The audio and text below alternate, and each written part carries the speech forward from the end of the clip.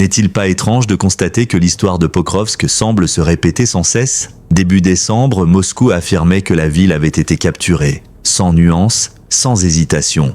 Et pourtant, plusieurs semaines plus tard, les forces russes continuèrent de lancer des engagements à l'intérieur et autour de Pokrovsk, menant des avancées qui suggèrent que la ville n'est jamais réellement tombée. Si les déclarations officielles avaient été exactes, ces opérations n'auraient pas lieu. Pokrovsk tient toujours et la réalité du champ de bataille continue de contredire le récit annoncé. Ce nouvel épisode s'est déroulé lorsque les forces russes ont tenté une manœuvre soudaine destinée à achever une conquête déjà revendiquée sur le papier. Selon les reportages de première ligne d'Euromédan Presse, des images géolocalisées montrent une colonne russe coordonnée avançant vers Pokrovsk en misant sur l'effet de surprise.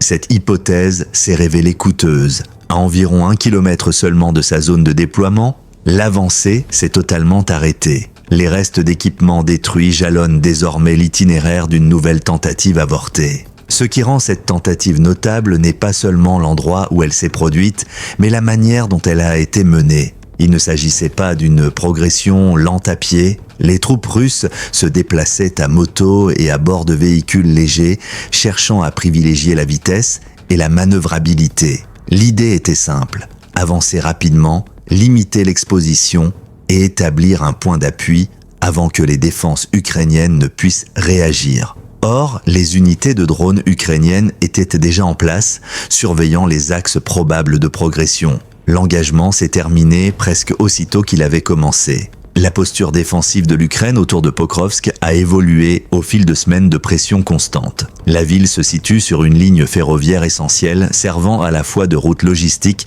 et de corridor de retrait. Sa conservation s'est révélée déterminante. Des rapports publiés fin novembre indiquaient que les commandants ukrainiens avaient renforcé ce secteur en élargissant la couverture des drones et en ajustant les schémas de patrouille. Ces préparatifs allaient rapidement s'avérer décisifs. Lorsque les planificateurs russes ont constaté que les progrès près de la voie ferrée restaient limités, l'attention s'est déplacée vers l'ouest. La cible est devenue Khychin, une localité située en périphérie de Pokrovsk. Sur le papier, la logique était cohérente. Une avancée réussie dans ce secteur aurait pu menacer les routes d'approvisionnement, accroître la pression sur les défenseurs ukrainiens et ouvrir la voie à un encerclement progressif plutôt qu'à des combats urbains coûteux.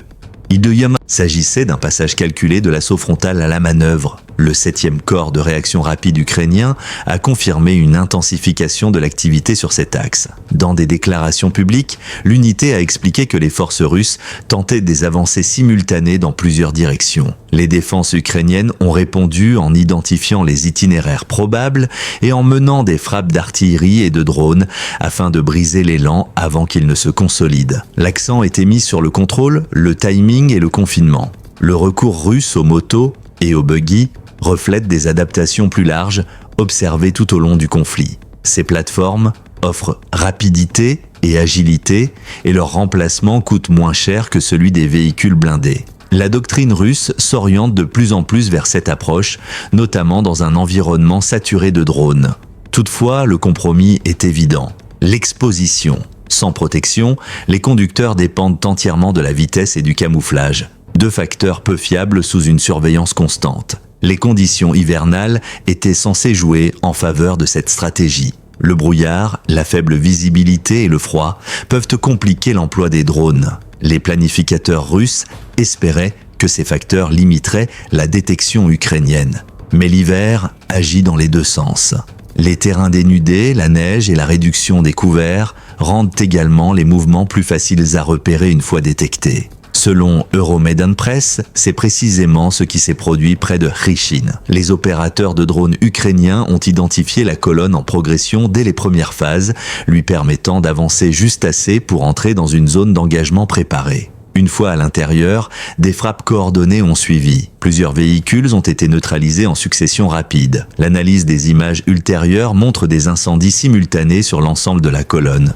Preuve claire d'une couverture de drones en couche et d'un timing maîtrisé. À l'issue de l'engagement, environ 10 véhicules avaient été détruits, accompagnés de pertes humaines notables. Les survivants n'ont pas été en mesure de se regrouper ni d'organiser un retrait coordonné. La tentative d'établir un point d'appui à l'ouest de Pokrovsk s'est effondrée avant de pouvoir influencer le champ de bataille élargi. Cet échec a des implications plus larges. Les forces russes continuent d'engager des effectifs et du matériel dans des efforts répétés aux résultats limités. Les défenses ukrainiennes, bien que sollicitées, demeurent adaptables. Le 13 décembre, des sources ukrainiennes ont signalé la libération d'environ 16 km² dans le nord de Pokrovsk, soulignant que le contrôle de la zone reste disputé.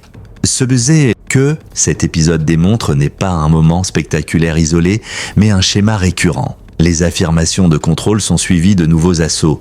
Les avancées rencontrent des contre-mesures. L'initiative bascule, non pas au rythme des annonces, mais selon le terrain tenu et les lignes logistiques maintenues. Pokrovsk demeure un champ de bataille actif et son issue reste incertaine. Au-delà du résultat tactique immédiat, cet engagement met en lumière une tendance plus profonde qui façonne les opérations autour de Pokrovsk. Le combat n'y est plus défini par des percées spectaculaires ou des encerclements dramatiques, mais par une pression graduelle, des réponses rapides et des ajustements constants. Les deux camps opèrent sous une surveillance intense, où même les mouvements limités sont rapidement détectés et évalués. Dans cet environnement, la marge d'erreur est réduite et les erreurs de calcul sont sanctionnées sans délai. Dans ce contexte, Pokrovsk n'est pas un affrontement isolé. Il reflète le caractère plus large du conflit. Un espace contesté, des sondes permanentes et une compétition continue d'adaptation. Chaque engagement influence le suivant, façonnant les décisions sur plusieurs jours ou semaines, plutôt que d'apporter une résolution immédiate. À un niveau plus large, les événements autour de Pokrovsk illustrent la manière dont la guerre moderne se transforme sous l'effet de la technologie et de l'adaptation constante. Les combats ne sont plus dictés uniquement par la masse ou la puissance de feu, mais par la capacité à observer, anticiper et réagir plus vite que l'adversaire. Les drones, les capteurs et le renseignement en temps réel ont profondément modifié le rythme des engagements, réduisant l'espace pour l'improvisation et amplifiant les conséquences des erreurs tactiques. Dans ce contexte, la notion de surprise a changé de nature. Il ne suffit plus de déplacer des unités rapidement ou de choisir des itinéraires secondaires. La surprise repose désormais sur la synchronisation, la dissimulation électromagnétique et la capacité à masquer ses intentions dans un environnement saturé d'observation. À Pokrovsk, cette exigence s'est révélée difficile à satisfaire pour les forces russes, dont les mouvements ont été détectés avant même de produire un effet décisif. Du côté ukrainien, la défense ne se limite pas à repousser les attaques. Elle consiste aussi à façonner le champ de bataille, à canaliser les mouvements adverses et à forcer des choix défavorables. En laissant certaines avancées se développer brièvement avant d'intervenir, les forces ukrainiennes cherchent à maximiser l'efficacité de leurs moyens tout en limitant leur exposition. Cette approche demande discipline, coordination et une compréhension fine du tempo opérationnel. La durée du conflit joue également un rôle central. Les engagements, répétés même de faible ampleur, usent progressivement les capacités matérielles et humaines. Chaque tentative infructueuse entraîne des pertes, des réparations, des réorganisations et impose une pression supplémentaire sur les chaînes logistiques. À long terme, cette accumulation pèse sur la capacité à maintenir un effort soutenu, surtout lorsque les résultats sur le terrain restent limités.